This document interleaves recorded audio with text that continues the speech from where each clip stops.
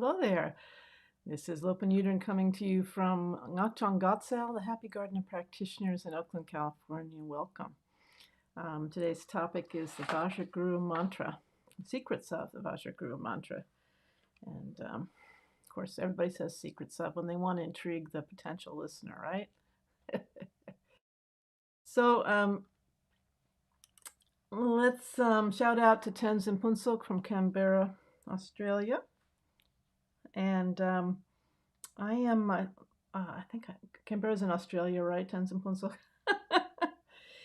Anyway, the Vajra Guru Mantra is the sort of central mantra of the Nyingma school of Tibetan Buddhism, which is a path of practice which is very intensive on mantra practice. We may be used to the idea of sitting practice, watching our breath, counting, or doing various things to bring our attention back to our physical presence in the world.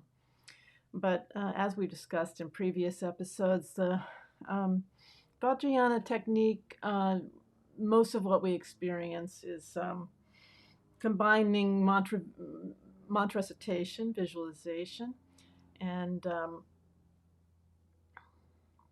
some movement of the physical body, awareness of the physical body through counting mantras with a hand or so forth. So, and the main mantra, the Nyingma school, the most important mantra, is the Vajra Guru Mantra, which is this Om Ahum Benza Guru Pema Siddhi Hum. Or if you were going to, I can't pronounce Sanskrit really, but if you're going to pronounce Sanskrit as it sounds, the Om Ahum Vajra Guru Padma Siddhi Hum. So this mantra undoubtedly came to us from India, and it's considered to be the essence of Guru Rinpoche Padmasambhava in the form of these tantric seed syllables. They aren't seed syllables, I'm sorry, it's syllables put together into a mantra. And this is in many ways the root mantra of Guru Rinpoche Padmasambhava, the great Mahasiddha, the great, not just like a magician, but like someone who was totally awakened and had mastered everything and was able to accomplish, infinite benefit for living beings because of through the power of his enlightenment. So that saying that as a preamble, there's two ways of approaching mantra, and one is not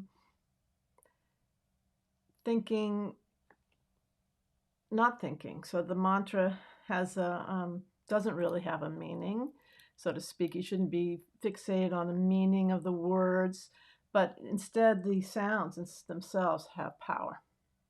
So we can rely then through faith that the Vajra Guru Mantra, which has been practiced probably nearly as much as the mantra of the Bodhisattva Avalokiteshvara or Chenrezig, Om Mani Padme Hum, the embodiment of compassion.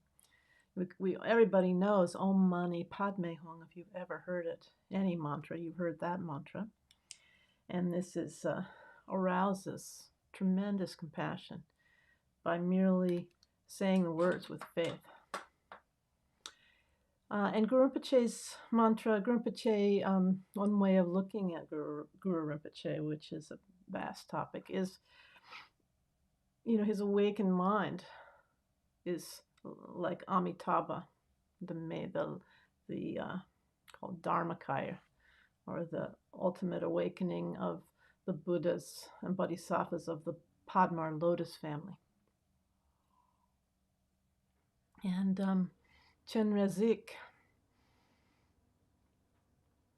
is, as a Buddha, is the aspect of, they say Sambodhakaya, the enjoyment body or consciousness, completely purified of all physicality all stains into a beautiful sort of visionary apparition, only to be seen by awakened people on the high level bodhisattva bhumis or levels approaching complete enlightenment. Then they can start to see actually all beings and start to have awakenings of these images, these translucent images of light and beautiful forms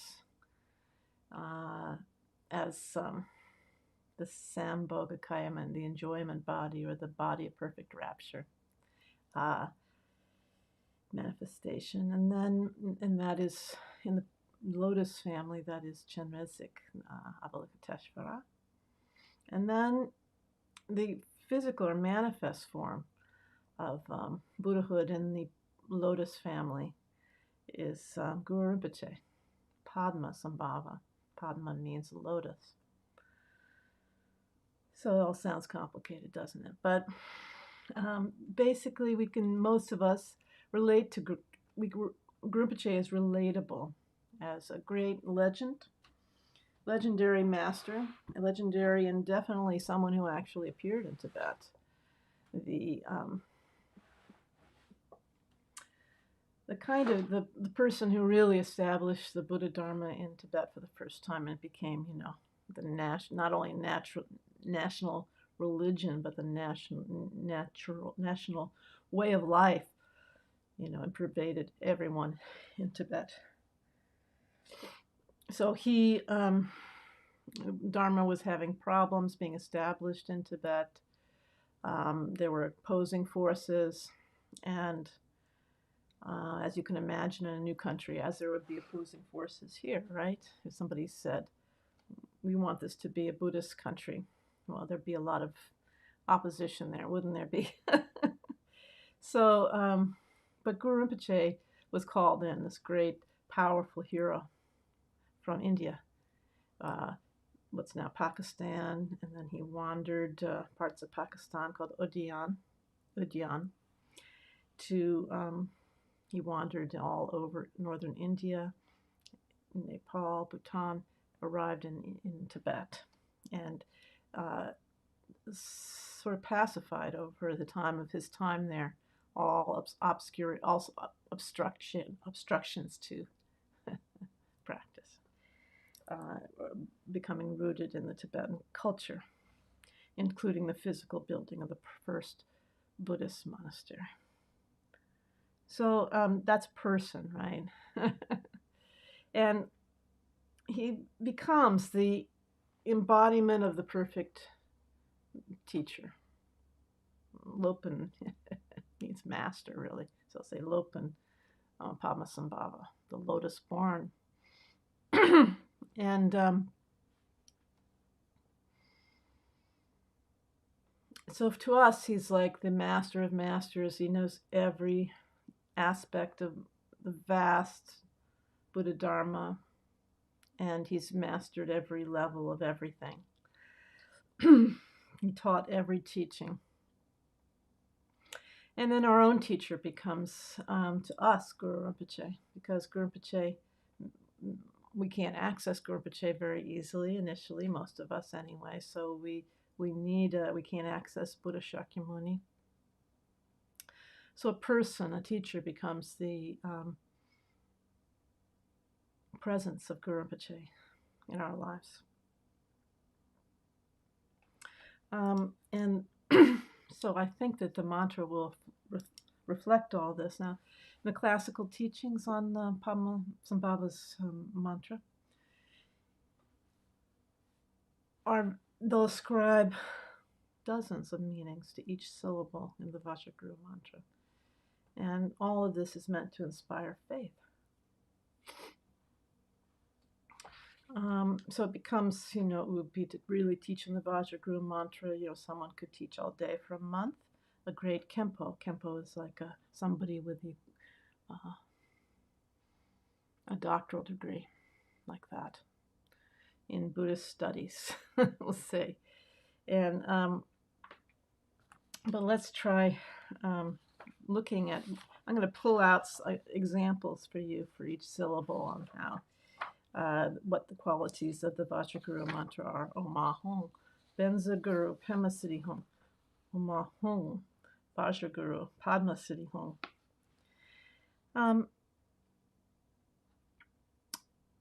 So Om is the quintessence of all the infinite and inconceivable Nirmanakaya Buddhas. I'm withdrawing a commentary from Lara Blinkpa. And so Om represents the manifest form of all the Buddhas. Ah represents the Sambhogakaya Buddhas. All these, the expression of awakening as these beautiful forms. And Hum is the Dharmakaya aspect, the all-pervading leader. So all the Buddhas, this Dharmakaya of all the Buddhas is the same, this recognition of emptiness and compassion inseparable. And so Om Ahung, I once heard the most brilliant teaching on this. This is Orgyen Chowang Rinpoche, who said Om Ahung is like you have a area code and you have a phone number. If you're here in the United States, this is the way things work. So the area code, gets you in the general vicinity, and the phone number gets you the specific address. Om Ahung, he said, is like the area code for the Buddhas, right? All the Buddhas, all Buddha qualities, and then the rest of the mantra is specific. How to get the street address for Guru Rinpoche. So, Benza or Vajra is, we've discussed, I'll put a link at the end to my video on Vajra. Vajra is sort of the most sort of esoteric, difficult to describe word in the mantra. And it conveys mainly indestructibility. So, in your own consciousness, for example, there's the aspect, this is all our everyday yakety yak in our heads, all our afflictive emotions and so forth. But and we can't even at first find that aspect of our mind, which is deathless wisdom. And so in that way, the deathless wisdom, this is indestructible. It's the empty aspect of our mind, strangely. So we think about something being really hard. And actually the word Vajra is equated with diamond, the hardest mineral. And a metal object called a Dorje or a Vajra, or a thunderbolt, something really powerful. But so it's strange to our Western mind to hear this equated with emptiness. But emptiness is not a thing, okay? Emptiness is an aspect of our consciousness. It's tricky because there's all these words have technical definitions, including consciousness, in the original Tibetan language. So I'm treading on thin ice here, but the part of our consciousness that is unstained by any of these, they say, adventitious stains. So the metaphor of the sky and the clouds. You can't cut the sky, you can't smash the sky, you can't destroy the sky. And then the clouds going through are called like adventitious stains.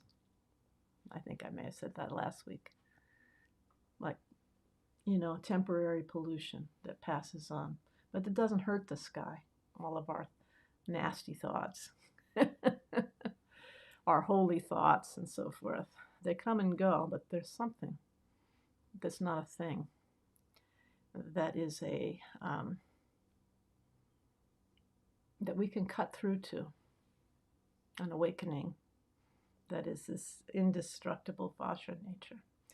And Guru Rinpoche cut through to that. So that's a Vajra, Omahom, Vajra.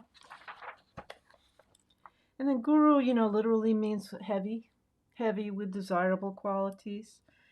So this is about the qualities of Guru Rinpoche and of the sort of guiding principle in general, our own inner Lama as well. So the main, you have qualities of realization, this cutting through, and then you have qualities of great compassion. And this compassion, so the cutting through is like the Dharmakaya or the truth body, the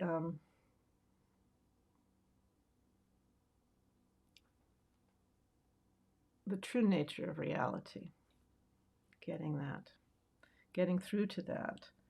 And then the great compassion is once you do that, then it frees up, I hear.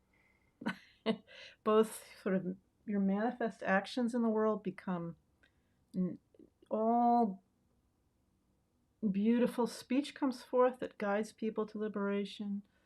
You have a presence with your physical form that guides people to liberation just by maybe touching you or seeing you, this kind of thing. They are their wish for awakening brightens up. I know this from personal experience of knowing these incredible lamas. Body, speech, mind, and their mind is always abiding in Dharmakaya. So, and then, so there's our encounter of the person, of an awakened person. And then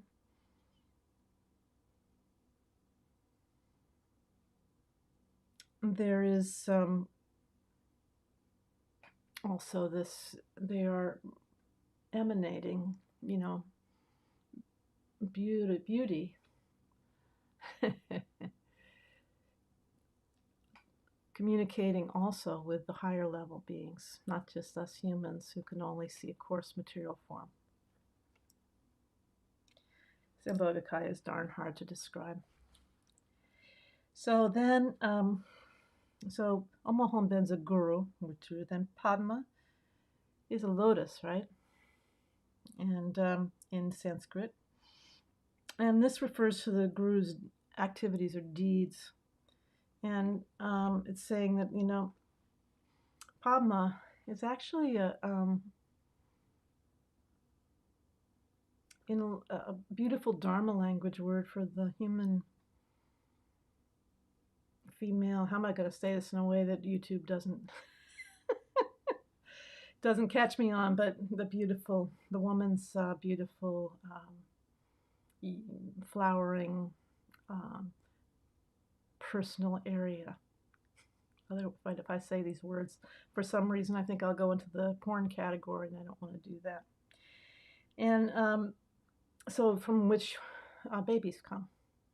And so this flawless, beautiful nature in the human woman's is seen as flawless and perfect female Buddha in this way.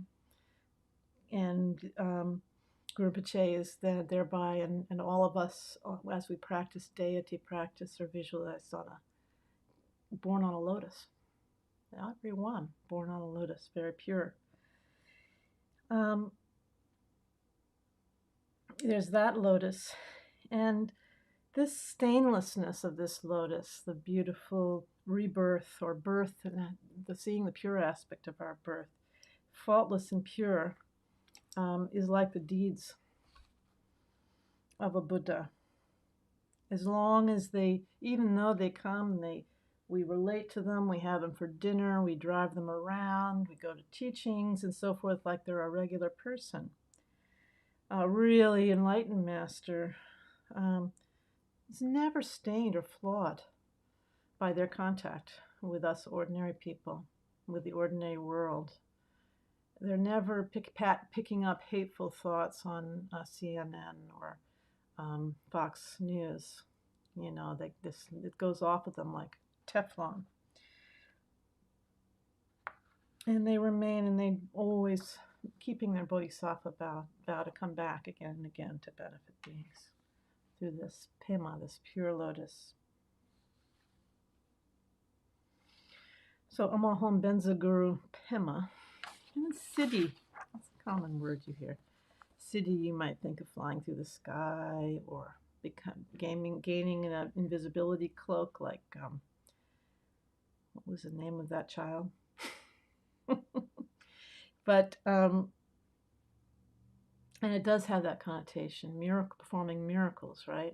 But those are considered, even up to and including highest levels of the path to enlightenment, the Bodhisattva Bhumis, the path of accumulation, or just accumulating vast amounts of merit and on slowly beginning to get in touch with our wisdom, and then the path of joining, where we begin to approach true breakthroughs to the realization of enlightenment. These are still, which may take eons for us to get to even to that level as Mahayana practitioners. Still, those are just ordinary siddhis. So the spiritual accomplishments are also, this means accomplishments, right, are also on that level. And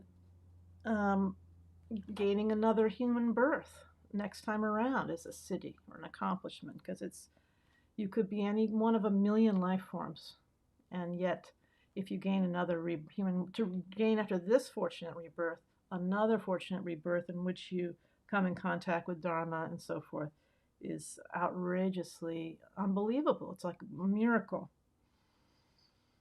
And the qualities of a higher rebirth is like a long life, freedom from illness, a good physical body within a good eon or time when a Buddha has taught, within a good family, having enough wealth to be able to have the leisure to practice, and then you're smart enough to understand teachings, right? So these are like ordinary siddhis. And the ultimate siddhi is, it says here literally, the supreme accomplishment combines a path and fruition aspects of liberation and omniscience, defiled and undefiled wisdom, and all possible qualities. So in other words, Buddhahood itself is the supreme siddhi.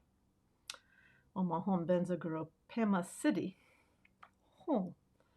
Now, Hung is really Ramatar Rinpoche used to emphasize that Hung doesn't really literally mean anything. And that's its power in a way. It's inconceivable. But, of course, then no one can resist ascribing meanings to it. And here, it clearly does have a meaning of kind of forceful enactment of these things. So this is the fervent invocation of the wisdom heart of the precious Guru, and is accomplished through the Vajra syllable Hum, which is the seed of his wisdom mind, or the supreme essence of his life force. As soon as you invoke the Guru, the embodiment of the Buddhas, with this Vajra syllable, there is no doubt that he will swiftly turn his gaze upon you. That's how we think. Now it's said in the Tantras, which one I don't know, that saying reciting the mantra of the Guru's Vajra name, even just once, from that immeasurable benefits will come. So, yeah, so even it's like you could take millions of other mantras that are invoking different principles, or things that you trying to control reality, trying to, get what you want, like all these you can get a mantra for anything. But if you invoke this mantra to the Guru, the guiding principle, the principle of mastery and compassion joined into one,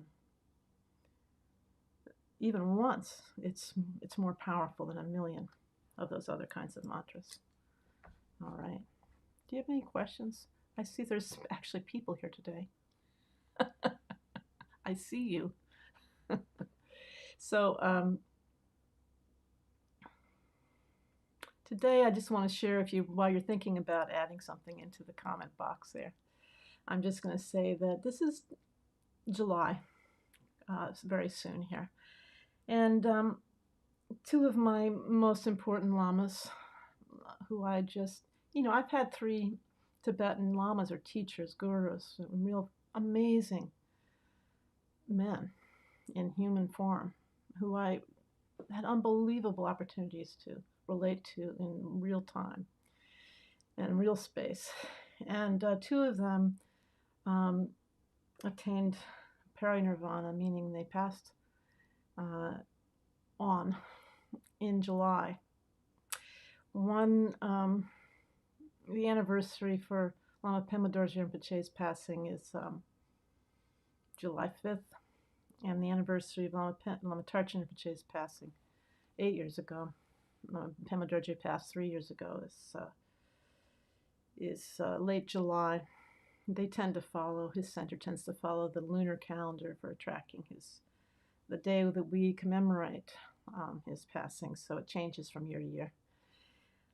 July 24th, I think. And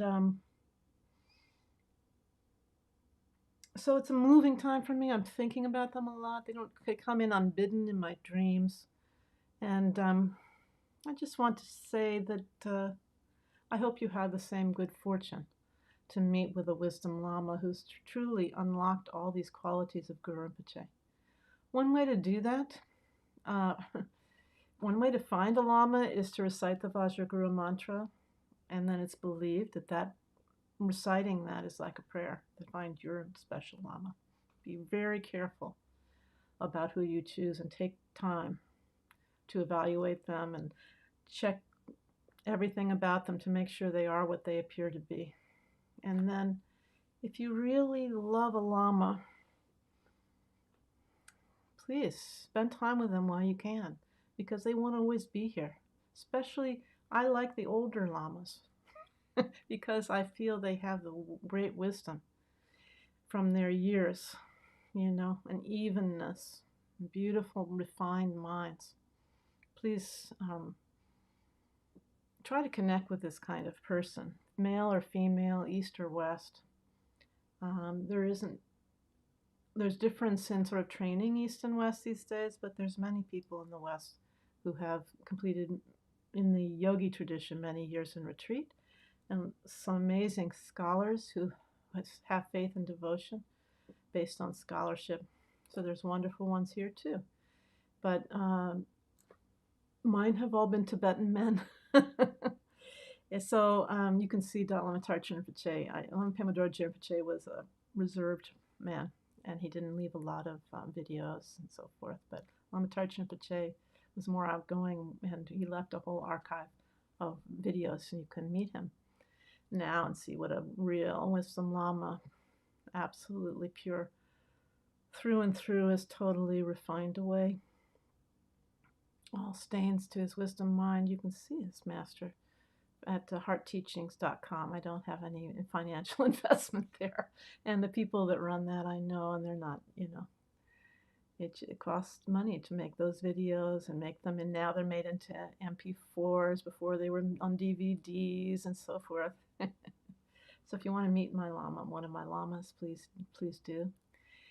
And next week I'm not going to be here because it is Lama Pema Dorje's Dechut, the anniversary of his passing, and I'm going to be with people remembering him and practicing in connection with him.